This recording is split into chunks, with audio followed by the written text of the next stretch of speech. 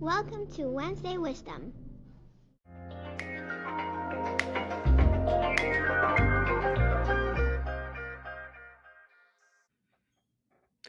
Good morning. This is Jos Visser, the author of Wednesday Wisdom.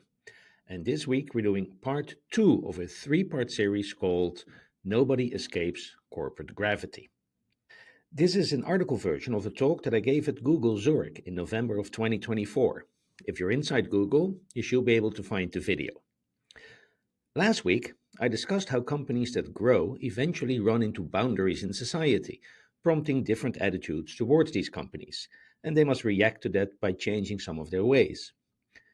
This week, I'll describe how companies change because as they grow, they start hiring more people, which inevitably means hiring different people. As companies grow, they employ more people, stands to reason, but they also employ different people. These two things conspire to make these companies more corporate. Let's start with a simple observation. People are the company. The basement does not house some mythical spirit that influences everything that is going on. Every organization is the sum total of the behaviors of the people in it. As I wrote before in the previous Wednesday Wisdom article, culture is what you do and not what you say you are. This is why hiring is such a critical function in growing companies. Everyone you hire will change the company in some minuscule way, and the aggregate of these small changes will become quite substantial over time. By and large, people are an interesting lot, and the more of them you have together, the more interesting their behaviors become. Let's start with group size. The simple fact that you have more people means that you have to organize things differently, even if these people are all the same. Spoiler, they're not, even if they're all in the same location.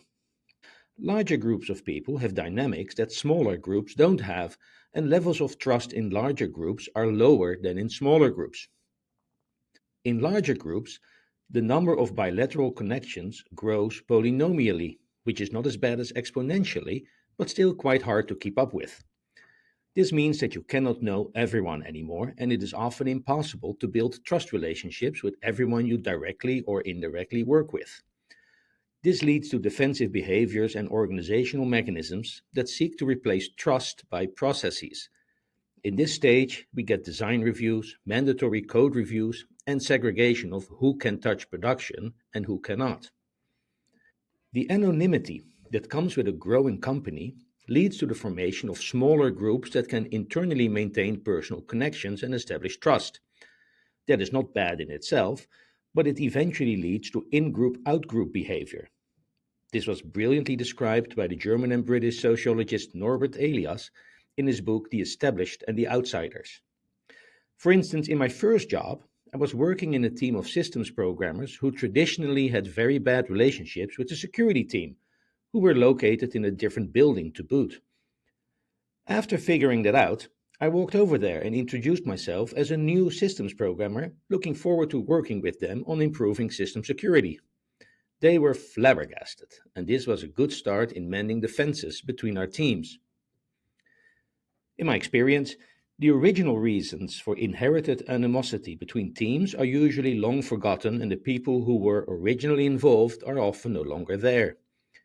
This is why explanations I regularly give to my American wife about certain political problems in Europe always start with, well, you gotta remember, in 1389 CE at the Battle of Kosovo-Polje, this or that happened.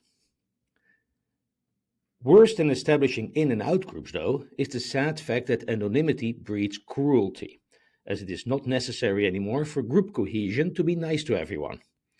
Lots of science there, and I suppose most of you will have heard of the Milgram experiments that show we are quite willing to hurt someone we don't personally know. If you've never heard about the Milgram experiments, you must do a Google search for it and watch a video on YouTube. It will change your perception of humanity. Confronted with more anonymity and less trust, people start behaving differently. There's more apprehension before committing to something. There's more ass covering, and there's a lot more double checking of everything.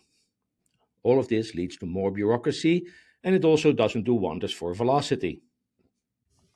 Please note that in the story so far, I am still assuming that the larger company consists of exactly the same kinds of people as before, just more of them. The behavioral changes I mentioned are behaviors that are inside everyone all the time, but in smaller groups it is not necessary to deploy them, whereas in larger groups it is, all in the name of organizational self-preservation. Obviously, the hypothetical that a growing company contains the same kinds of people never holds. Companies try to make that happen, and for a short period of time they might succeed, but inevitably, as they grow, their employee base becomes more diverse. That diversity in itself leads to changes in behavior because people will have different cultural backgrounds, different values, and different expectations, which makes communication more problematic. You might think you're still only hiring people from Ivy League universities, and maybe you are, but believe me, the moment you let the first Dutch person in, things are going to shift. On top of the laws of probability that say that a larger company is a more diverse company, companies that are growing are usually consciously hiring different kinds of people. Lots of reasons for that, but let me name a few obvious ones. First of all, as you grow, you typically and consciously widen the field that you're hiring from. For instance, you might open up remote offices and hire from their local population. Now you have people in different states and different countries, which leads to more diversity and to more bureaucracy, as you now need to deal with things like mandatory time tracking or a mandatory 13th month of salary.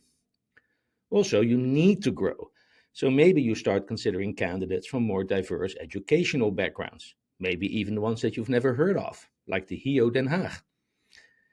You start hiring for different roles, as you never needed project managers and scrum bags before, but now you do. These people typically have a different profile than your existing employee base. To top it off, most companies eventually start putting more effort in hiring people from traditionally underrepresented backgrounds, either voluntarily or under pressure, diversifying the employee base even more. Another change is that, as you grow, your appetite for risk changes.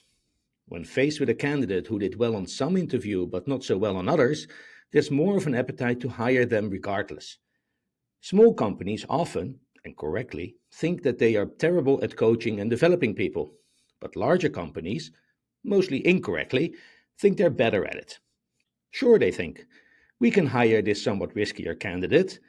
There's no need to hit the ground running. We have an education department now.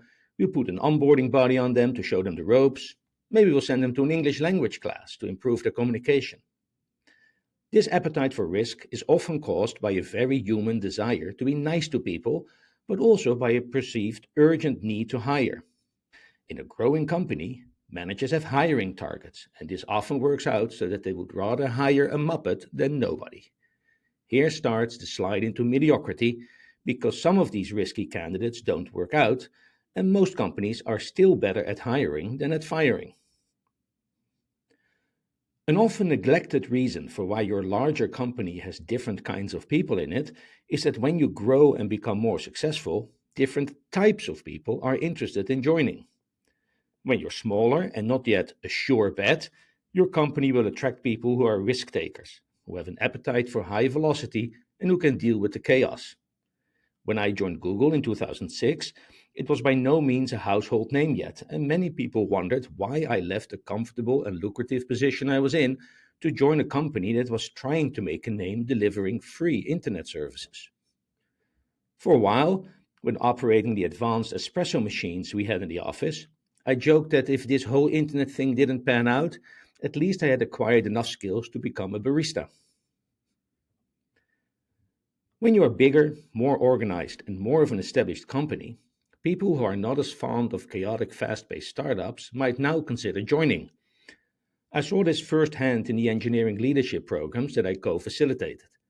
One of these programs included labeling people with a color based on pop science-y personality typing schemes. We maintained stats on how many contestants of each type we'd seen in every instance of the program, and over time that mix changed significantly. Away from the go-getting, impulsive chaotics like myself, the oranges, and towards personality types that showed more appetite for organization, the golds, and for personal connections, the blues. Another shift in joining is that once you are big and successful, the career tigers want to join. By the way, career tiger is a direct translation of the Dutch word carrière-tijger, meaning someone who is overly focused on having a successful career. As you become more successful, the company becomes a must-have stepping stone on the career trajectory of very ambitious people. Compared to the first batches of employees, they join for a completely different reason, namely to pad their resume with a stint at your successful company. They also typically stay for only a few years and then move on. Consequently, they are fundamentally different from the people who joined the company before when it was not yet a big name. For instance, Google is still the kind of company where managers leave to become directors somewhere else, directors leave to become VPs somewhere else, and VPs leave to become C-suite somewhere else. For a career tiger, joining such a company is a great proposition. Another thing that often happens is that these career tigers bring people with them from their former employers, thereby injecting old attitudes and programs into the still young company, leading to more change in the direction of general corporate awfulness.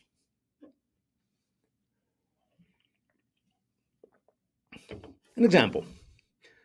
I worked at a big tech company that, during its phase of explosive growth, hired a high-level HR person from a large soft drinks company.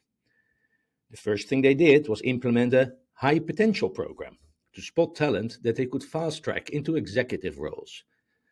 That's the kind of stuff that I've seen in banks, and rarely do I have anything good to say about it.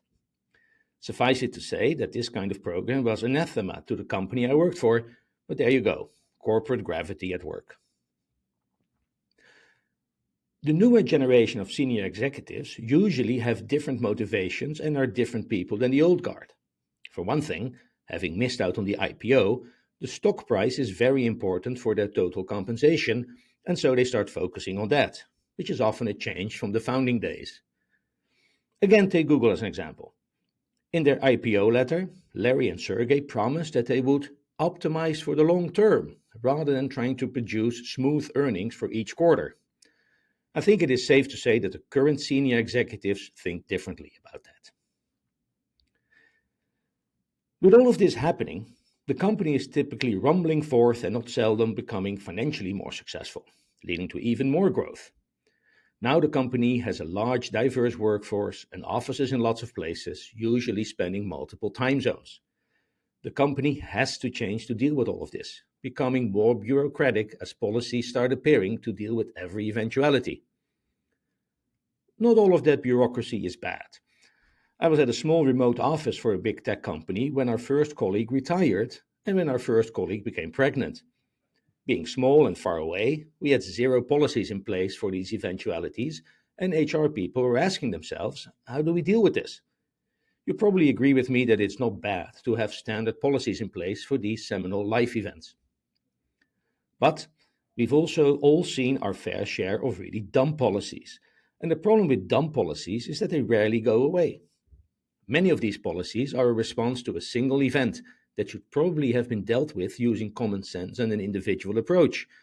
But among the growing employee base, there will be people who are fond of rules and regulations, and so now we have a policy prescribing a mandatory email footer or something like that. As the company grows, the HR manual refines itself.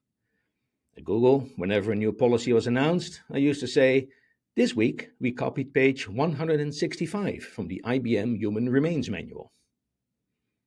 Even good policies rarely survive intact as budgets tighten and people find loopholes. I worked at a company where we had an amazing travel policy that sought to balance flexibility, travel necessities, and cost effectiveness.